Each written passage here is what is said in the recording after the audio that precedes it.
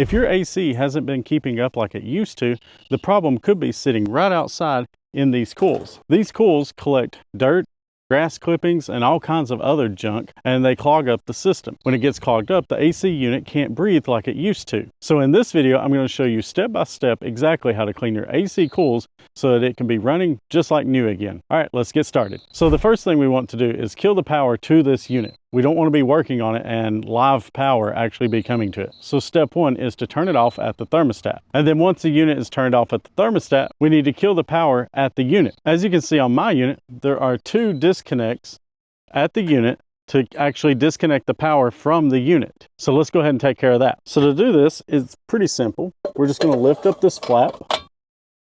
And that looks pretty dirty. And on mine, I have two. One is for the actual AC compressor and the other is for the blower unit. I'm just going to kill the power to both. So I'm just going to pull this out and I'm just going to lay it on top so that I'll remember to put it back in. And we'll pull the other one and then close these up so that water doesn't get in there. And actually, now that I think of it, I'm just going to move these over out of the way so that I don't get water on those breakers as well. Now, as we can see on my unit, I have this cover on the coils and I could clean it like this, but I'm wanting to do a really good job. So I'm going to take this off. That way I can get into the inside and really get that nice and clean. So I'm going to take this top off and hopefully get this cover off of the side as well. So now all I need to do is, this is a 5/16 bit, and I'm just going to go around and take all of these screws out. And I've got this magnetic tray to make sure that I don't lose these screws.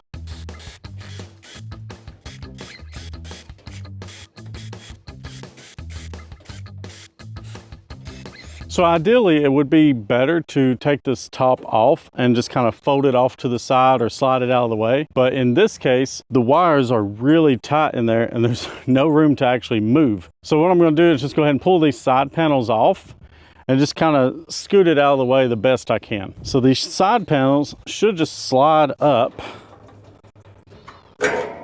and pop off. And if you take a look in there, you can see all these grass clippings and just other dirt. This is really killing the efficiency of the unit. And it's just costing more money to cool my house because this thing's so much less efficient. So it looks like on this one, I need to take this tab off, or at least spin it out of the way so that I can get it out. There we go. And again, just look how dirty that is. Just full of gunk.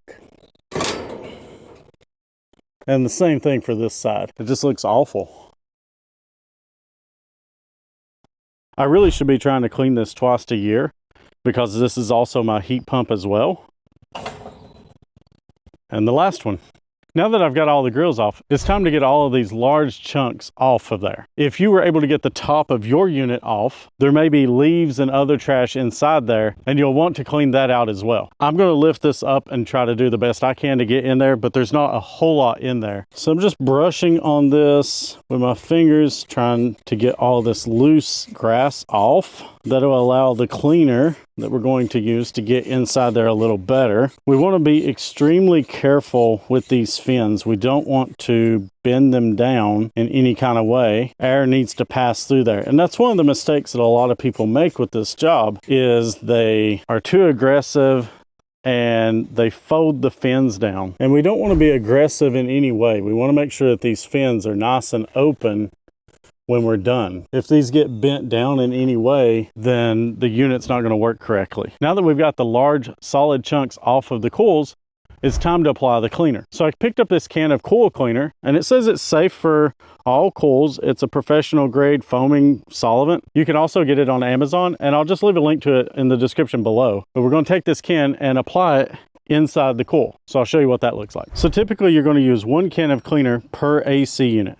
So we're just going to take this and just start applying it, and it comes out as a nice stream. And I'm starting on the bottom and working my way up, just blasting it into those coils. We want to cover every bit of the surface, and we want to make sure we don't miss anything. We want to make sure we get the corner really nicely, and this side's really bad.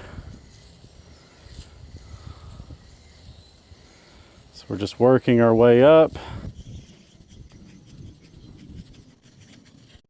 All right, now that we've got all the cleaner applied to the coils, we just need to set a timer for 10 minutes and just wait and let it do its job. So I'll see you guys back for the next step. Okay, so it's been about 10 minutes and we're ready to rinse this cleaner off. I went ahead and off camera found a couple of boards here to prop this fan up because I really want to blast the water from the inside. I don't want to be pushing all these grass clippings and dirt further into the coils. I want it to come out. So I'm going to spray the water from the inside, which hopefully will rinse all of this off of the outside of the coils, and they'll be nice and clean. I'm going to be very careful not to touch this because it's not the best setup, but it's what I have to work with. And sometimes you just have to, do things that aren't the best, but it's going to get you results. Also, I just wanted to note, you can use just water to clean this off. It's way better than nothing. Cleaning in some type of way is better than not cleaning at all. But the coil cleaner is definitely going to help get all of that grime off. It's going to break it down and make it a lot easier to come off of there. All right, so let's go ahead and grab the water hose and start rinsing this off. So we want to make sure we're not using the jet on our spray nozzle. I'm going to set mine to shower so that I'm not risking bending the coils. And so I'm just going to start rinsing and spraying that water inside there. So this particular unit has double walled coils, so it's gonna be a lot harder to get that water to go all the way through. We can kind of see it's not coming out the other side. So I'm going to go a little more aggressive. Let's try the flat. And again, yeah, it's not coming through. So I'm just going to put it back on shower and we'll just rinse this from the top and try to get that to just come down. And we can see that's actually working pretty good. I want to try to get some of this dirt out as well. And we'll just start rinsing this.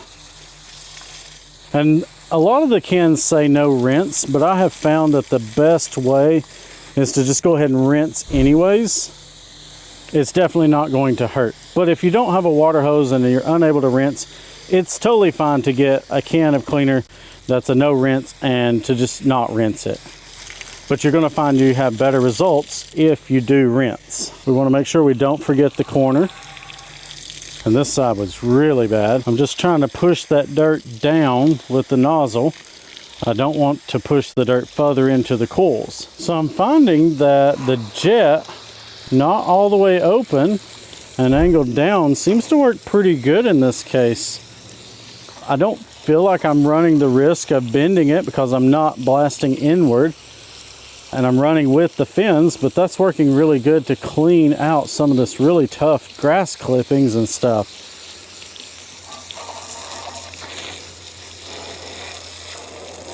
And now this side, again, just trying to push that dirt down. So as I was cleaning, I made the discovery that I have a double walled coil, which means I was unable to spray the water from the inside to blow the dirt out. I had to rinse from the outside. The water couldn't pass all the way through. It also means that I may want to go back with the cleaner on the inside of the unit and do it following the same process. If you have double walled coils, you'll need to do the same thing.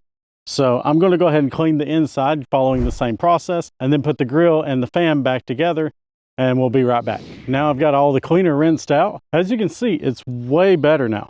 And it's ready to assemble the unit back together. All right, now that we've got the unit back together, it's time to put our breakers back in and get the unit running again. One of the questions I see online is, how long should you wait after you clean it? Well, you don't need to wait until it's perfectly dry because, well, it sits outside and it rains on it while it's running. So it's meant to get wet. Now, if you've got standing water inside it, let that drain out before you turn it on.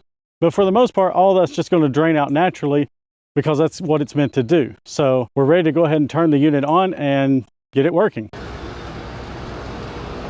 If your AC unit has been struggling and the outside unit looks like this did, then this is one of those simple maintenance tasks that won't take you very long, and you won't have to pay $400 for a service call to come out and clean it. I think I paid about $10 for the cleaner, and I spent about an hour cleaning this unit. It's totally worth it. If you found this tutorial helpful, hit the like button down below. It would help other people find this video that would also benefit from it. And if you'd like to see more helpful videos like this, hit the subscribe button. It would really help the channel out. Thanks for watching, and I'll see you in the next one.